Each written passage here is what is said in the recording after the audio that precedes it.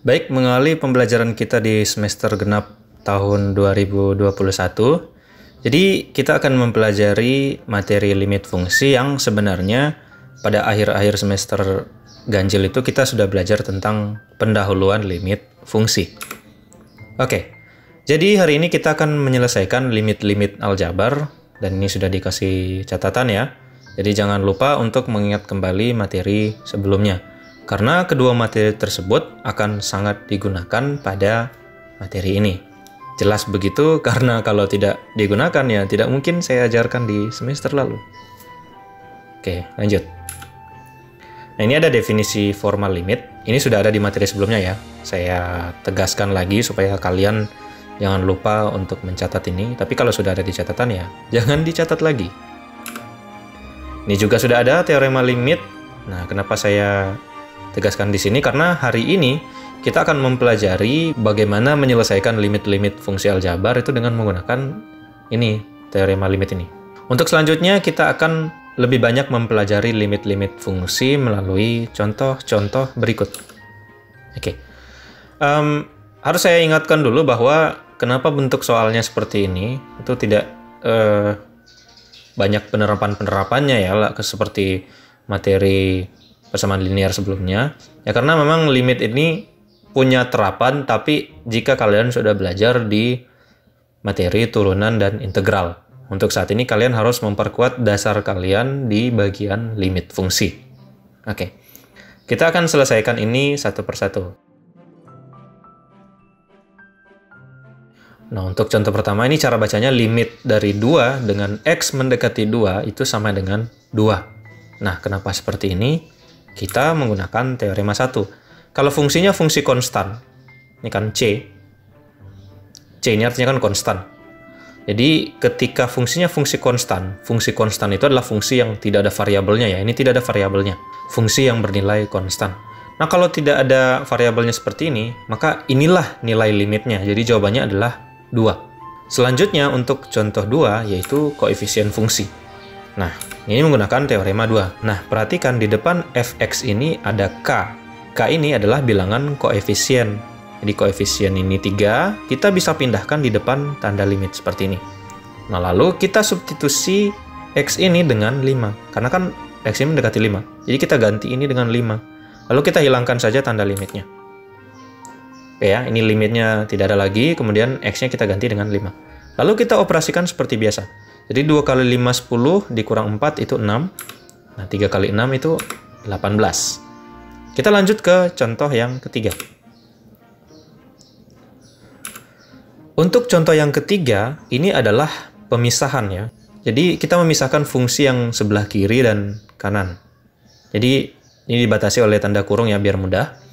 Kita bisa pisahkan menjadi limit 2x tambah 1 dengan x mendekati 3 dikurang limit 2 tambah 3x dengan x mendekati 3. Jadi seperti ini kita bisa memisahkannya.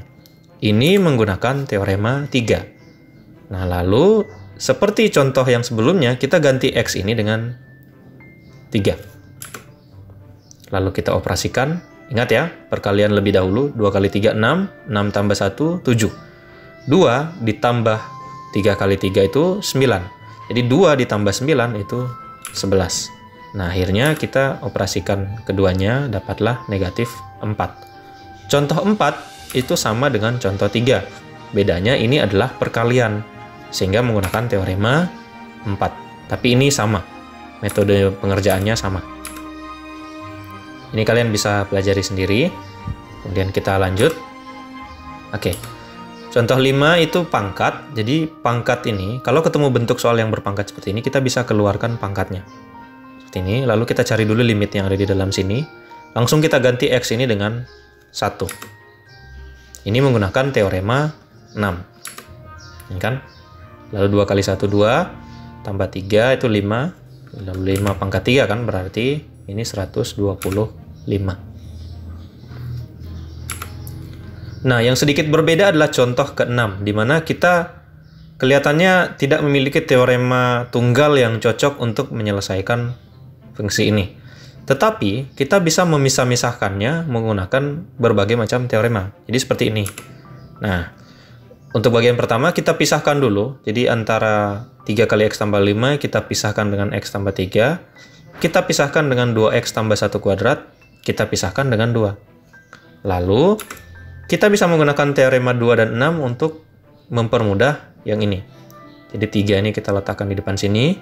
Kemudian yang pangkat ini kita keluarkan. Ini menggunakan teorema 2. Sementara ini menggunakan teorema 6. Ini sesuai warna ya, saya sudah tandai.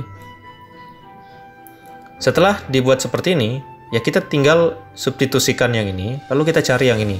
Yang ini menggunakan teorema 1. Jadi kalau fungsinya konstan, kita bisa dapat limitnya yang ini ya, 2. Sisanya kita substitusikan, jadi X ini kita ganti 2, X yang ini kita ganti 2, X yang ini kita ganti dengan 2. Lalu kita operasikan, ini 2 tambah 5, 7, 2 tambah 3 itu 5, ini 2 kali 2, 4, tambah 1, 5 juga. Ini 21, ini 25. Lalu 21 kali 5 itu 105. Terakhir kita operasikan semuanya, dapatlah 82. Jadi limit dari 3 kali X tambah 5 kali X tambah 3 kurang 2X tambah 1 kuadrat tambah 2 dengan X mendekati 2 adalah 82. Oke, teorema 5 akan dipelajari secara khusus karena memiliki kesulitan tersendiri dan merupakan salah satu bagian yang paling penting dalam menyelesaikan limit. Nah, pertanyaannya adalah mengapa? Jadi, mengapa teorema 5 itu kita harus pelajari secara khusus? Nah, begini ya. Sebelumnya, di materi awal, materi pertama, itu kita sudah tahu bahwa kita mempelajari limit dengan tujuan ketika kita menyelesaikan suatu fungsi yang tidak dapat didefinisikan, itu kita bisa mendekatinya dengan limit. Nah, fungsi yang tidak dapat didefinisikan itu salah satunya disebabkan oleh proses pembagian. Ini kan pembagian. Jadi teorema 5 itu adalah pembagian. Nah, karena teorema 5 ini adalah pembagian, bila Gx ini sama dengan 0, maka sebentar fungsi ini tidak akan dapat didefinisikan. Jadi kita menghindari pembagian dengan 0. Oke, ini ya.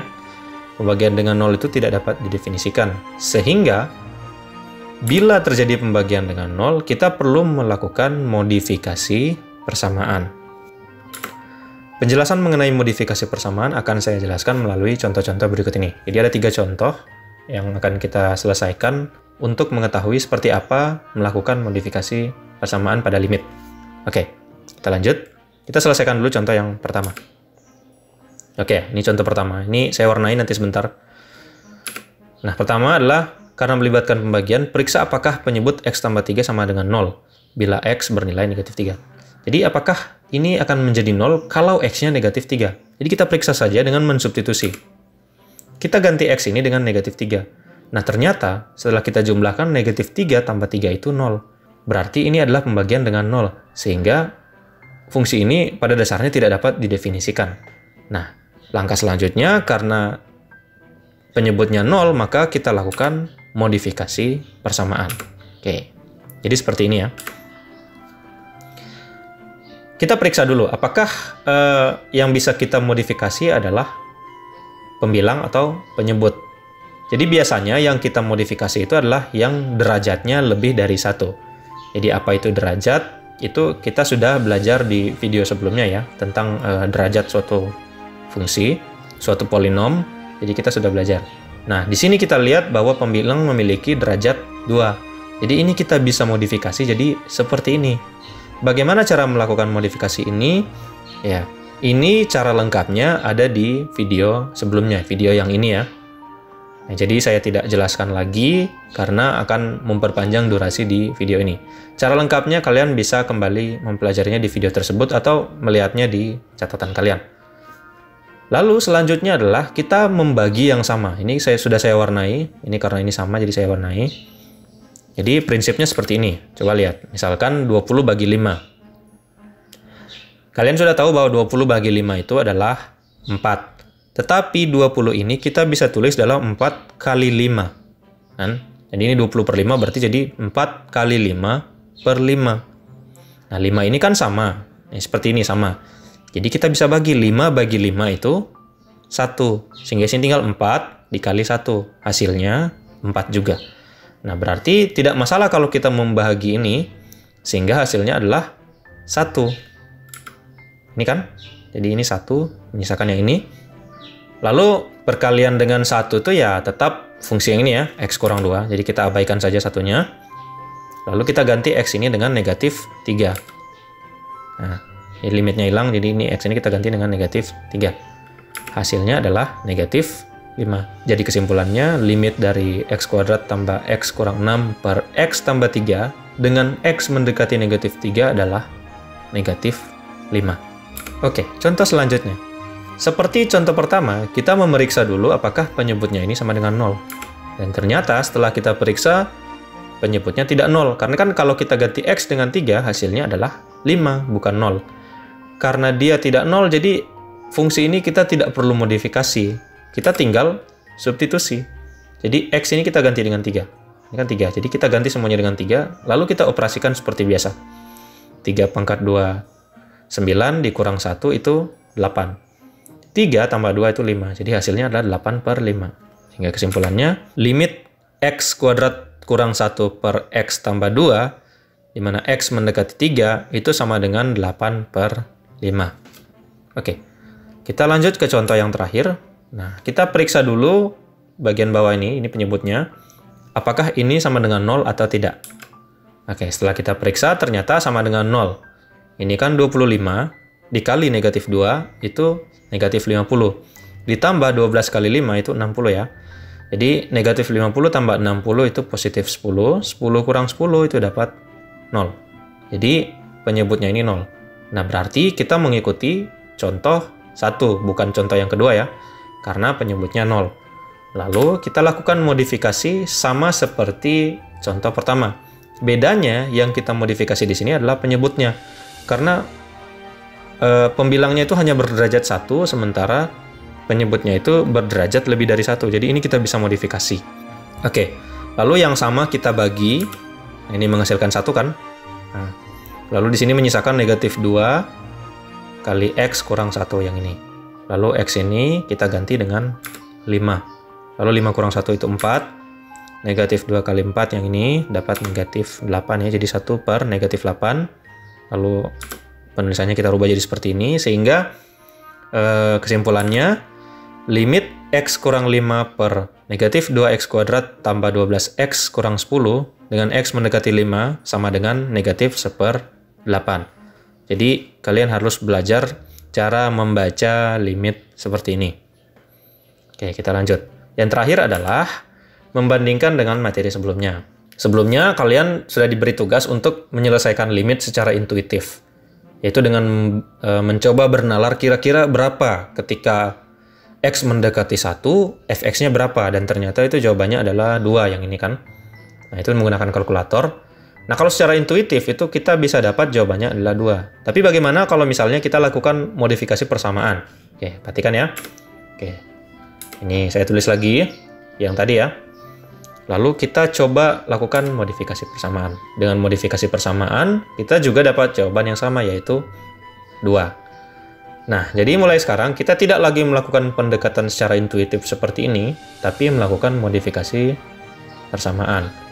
Meskipun pada dasarnya limit itu seharusnya dikerjakan menggunakan pendekatan secara intuitif gitu. Tapi saat ini kita sudah mempelajari suatu metode yang lebih praktis. Oke, jadi jawabannya sama.